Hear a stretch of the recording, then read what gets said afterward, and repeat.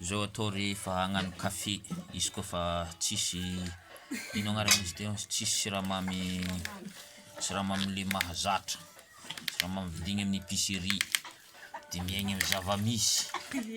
Ya io mitery fary io.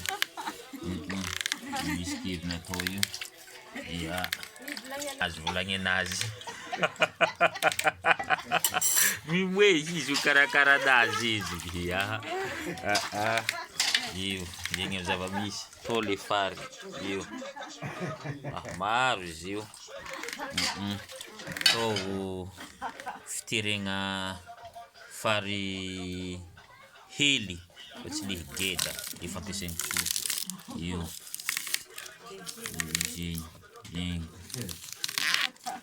version miniature. Ya ry tapatapahagna atao par vanille mo filazana izy zay vanille.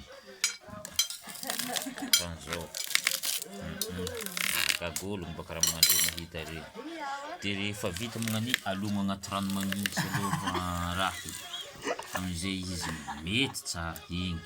Somary alogno hely de iverena agnapotsiriny igny.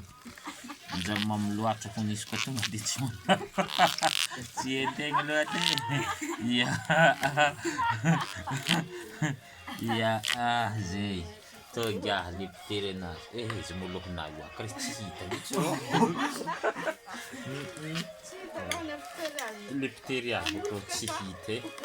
Aloha izy atao mazava tsara amizay izy hita. Ya hita ndraiky le mihinagna. Ya zay izy ato. Ok.